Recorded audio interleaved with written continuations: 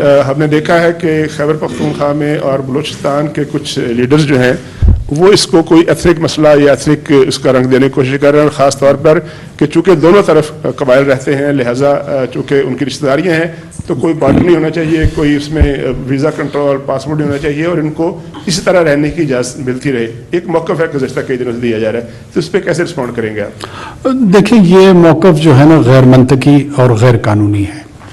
پاکستان جو ہے وہ نیشن سٹیٹ تمام دنیا میں ایسے روابط لوگوں کے ہیں۔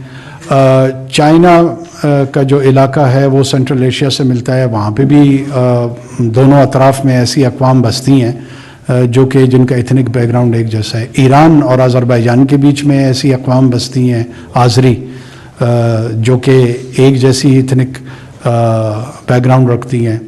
کرد، عراقی اور ایرانین اور ترک سائڈ پہ ایک جیسی اقوام بستی ہیں، وہاں پہ بھی اس طرح کی کوئی یہ انوکھی منطق خصوصی طور پر پاکستان کے حوالے سے خیبر پختونخوا اور بلوچستان کے جو سیاسی رہنما ہیں وہ ان کا موقف تو ہو سکتا ہے، لیکن اس کا کوئی قانونی جواز ہونا چاہیے۔ بغیر قانونی جواز کے آپ اس طرح کی آمد و رفت کی اجازت کیسے دے سکتے ہیں؟ دنیا میں اگر کسی ریاست نے دی ہے تو پاکستان بھی دے دے گی، اور اگر یہ پہلی مرتبہ ہونا ہے تو یہ نہیں ہونے جا رہا۔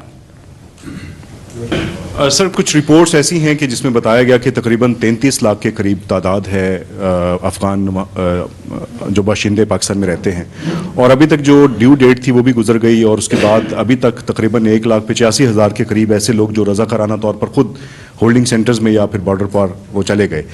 تو اتنی بڑی تعداد ہے، ان کو یہاں سے ان کا انخلاء کس طریقے سے مؤثر بنایا جائے گا؟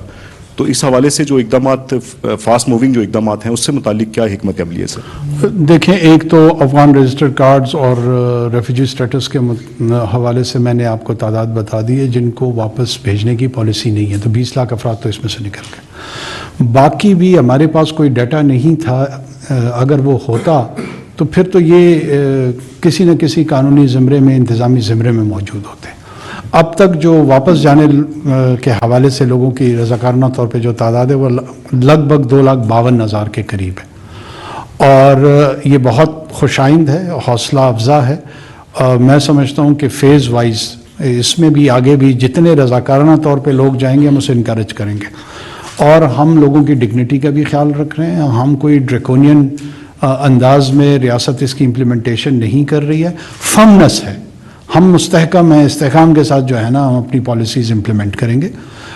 باقی ہماری ان کے ساتھ کوئی دشمنی یا کسی وینجنس یا بدلے کے حوالے سے نہیں کر رہے ہیں، ہم اپنی پالیسیز کو ریشنلائز کر رہے ہیں، اور اس ریشنلائزیشن کے نتیجے میں جو بہت پہلے ہو جانی چاہیے تھی نہیں ہوئی، دیر آیت درست آیت، کیسے اس کا سکسیس ریٹ ہوگا یہ میرے خیال میں شاید آج سے پہلے کوئی تصور بھی نہیں کر پاتا کہ اس طرح کا اقدام پاکستان کی کوئی حکومت اٹھائے گی۔